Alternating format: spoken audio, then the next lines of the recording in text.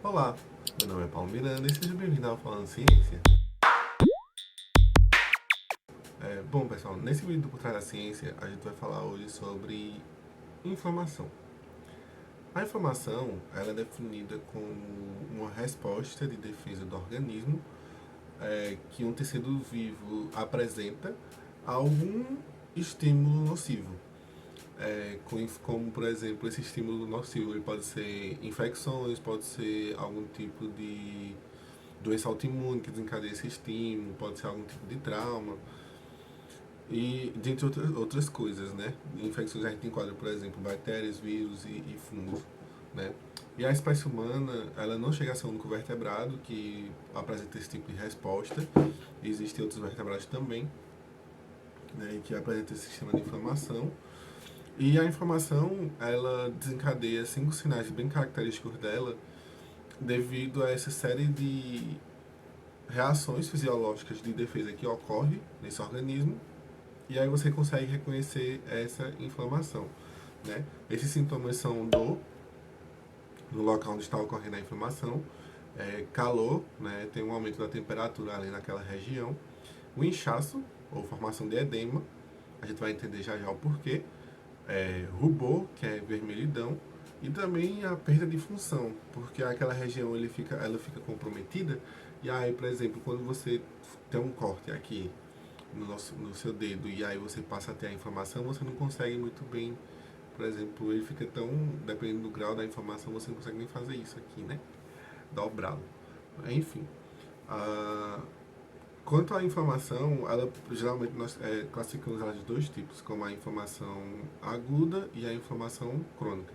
A inflamação aguda ela ocorre quando há uma resposta imediata do organismo a um estímulo e ela pode durar desde alguns minutos até alguns dias, assim, com aquela região inflamada, né? E a inflamação crônica, ela ocorre quando há persistência da inflamação, né? Que pode durar desde algumas semanas a meses, né? A pessoa com esses sintomas da inflamação nessa região afetada, né? Um exemplo de inflamação crônica é quando a artrite reumatoide, asma, doenças também autoimunes, que sempre está causando um quadro como é que chama? Um quadro de inflamação no organismo, né? E a pessoa então fica ali com aquela inflamação crônica. A inflamação ela ocorre por uma coisa boa, tá? Ela é uma resposta positiva do organismo a esse estímulo, é, a inflamação aguda no caso, porque quando ocorre esse problema ali, algum trauma ou agente patogênico que entra no seu organismo, ela vai tentar, ela vai ocorrer para mobilizar mais células do sistema imune para aquela região, para que possa combater essa infecção, e também para ver a regeneração do tecido ali que sofreu o dano. Todos esses sintomas que eu falei agora há pouco, ele é consequência de eventos no sistema, principalmente vascular, né, que ocorre, por exemplo, a alteração do fluxo de calibre ali no sistema vascular da região afetada. Vai ter um aumento da permeabilidade do conteúdo do sangue para a região afetada também ocorrendo o extravasamento celular ali para aquela região, né? Também vai ter mobilização de células do sistema imune, como leucócitos, fagócitos, vai ter que tudo isso é desencadeado, na verdade, por mediadores químicos, né, que chamamos de um evento de quimiotaxia. Esses mediadores químicos, eles mantêm e modulam esse processo de inflamação, né, e são esses processos que a gente vai discutir hoje, né. Esse é o objetivo do vídeo de hoje, é falar mais sobre esses processos de inflamação. Nos nossos tecidos, existem células chamadas células apresentadoras de antígenos, que normalmente eles estão circulando pelo organismo e são responsáveis, essas células apresentadoras de antígenos, elas são responsáveis por reconhecer organismos estranhos que adentram no nosso corpo, né? Essas células apresentadoras de antígeno, elas apresentam em sua membrana receptores do tipo Tu, são proteínas que ficam associadas à membrana desses receptores, e eles são responsáveis por reconhecer estruturas moleculares de agentes estranhos, que são chamados de padrões moleculares associados a patógenos, ou PAMPs, né? Então, eu vou pegar aqui meus bonecos dos Vingadores para explicar isso, tá? Uma vez que a gente tem um patógeno, né, que possui esse padrão, aqui é a célula patogênica, ele possui essa pump aqui, né, que é esse padrão molecular associado a um patógeno. Né? E aqui eu tenho minha célula apresentadora de antígeno. Quando a célula apresentadora de antígeno chega perto e reconhece que isso aqui, esse padrão molecular, ele não é normal ao organismo, então ele vai começar a desencadear uma série de respostas que vão induzir o processo inflamatório.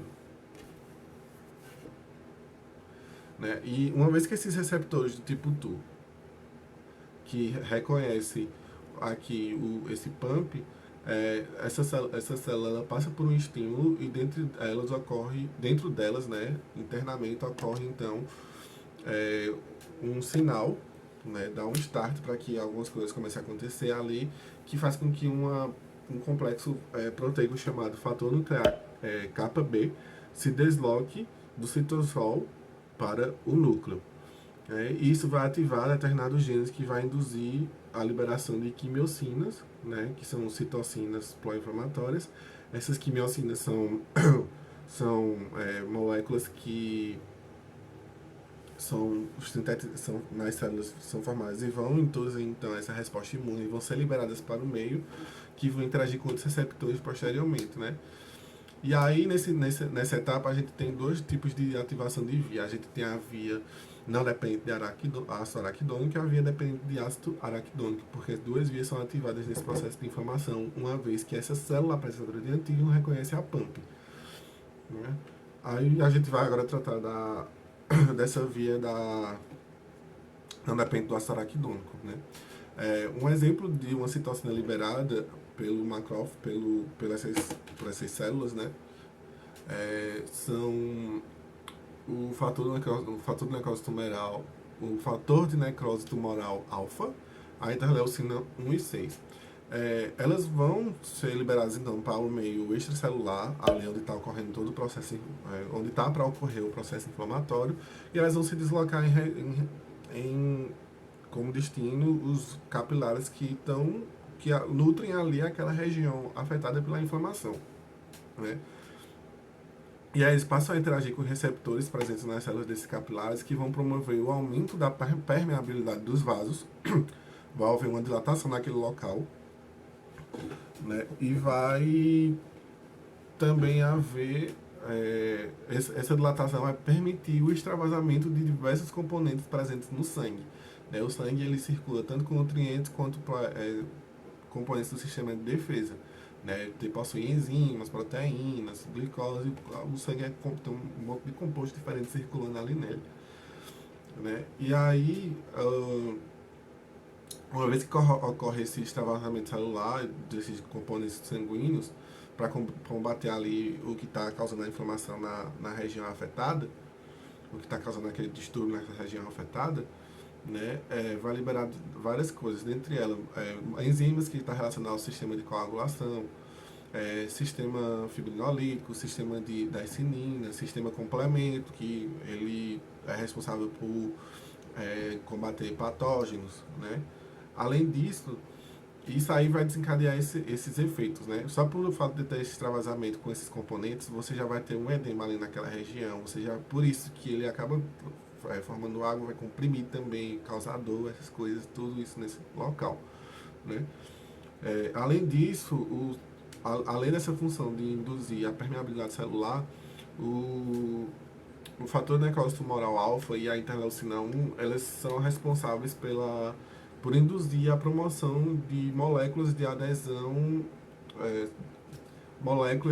celular, né, que são moléculas são proteínas chamadas de selectinas integrinas, que elas induzem a migração de neutrófilos, monócitos e dos linfócitos para o local inflamado, ou seja, essas proteínas estão aqui, por exemplo, é o meu capilar, vocês estão vendo aí no esquema, né?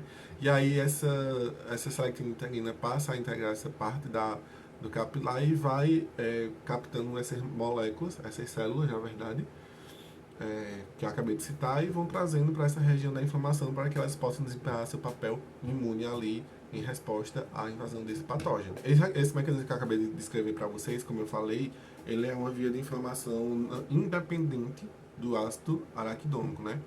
Uma outra via de ativação, como eu citei, é a via dependente do ácido araquidônico. Quando ocorre a invasão do patógeno e todo o processo de reconhecimento daquela célula apresentadora de antígeno reconhece o PAMP, que vai liberar aquele estímulo do fator nuclear kappa B, também ocorre então a ativação dessa segunda via. Né? Aqui tem uma enzima chamada fosfolipase A2, também conhecida como PLA2. Ela é ativada e ela começa a trabalhar e como produto de sua reação vai ter então o ácido araquidônico e uma molécula que é precursora de uma outra chamada fator de ativação plaquetária, que é o PAF, né? Ela sintetiza esse precursor e uma vez que o PAF então é formado, ele vai atuar como um mediador da inflamação e ele possui uma ação vasodilatadora e também uma ação broncoconstritora, né?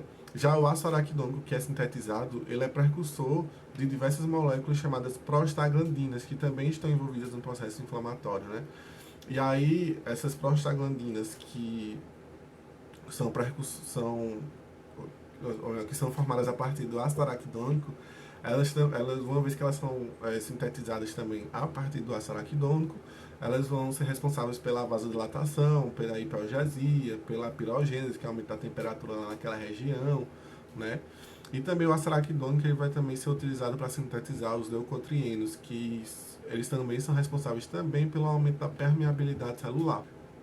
De uma forma geral, a inflamação é um importante conjunto de respostas que o nosso organismo tem para proteger o organismo da invasão de um agente estranho, né? Ele também é fundamental para o combate a essas infecções, fundamental também para a cicatrização de feridas, porque à medida que esse sistema de extravasamento ele ocorre, né? Por exemplo, eu falei que enzimas responsáveis pela coagulação vão ser vazadas para o ameixa celular. Então, ele que vai impedir que ocorra, então, vai formar a formação de um trombinho aqui para impedir que haja entrada de outros patógenos e saída de fluidos ali corporais por aquela ferida, né? Ele também a inflamação também induz o reparo tecidual de órgãos afetados, né? Por outro lado, a inflamação e a reparação tecidual elas podem ser potencialmente nocivas também, né? Pode gerar dor, pode gerar fibrose, pode gerar reações de hipersensibilidade, entre outros fatores, né? Que podem trazer complicações ao paciente, né? Por isso que às vezes essa inflamação ela precisa ser controlada, né? Com alguns medicamentos que a gente toma para impedir um processo inflamatório muito severo, né? Bom, esse foi o vídeo de hoje. Eu adoro esse tema de inflamação. Eu estava dando uma lida em inflamação de novo e aí deu vontade de trazer aqui pro canal, né?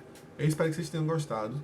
Se gostou, deixa like, comenta aí embaixo, compartilha com seus amigos e é nessa que eu vou.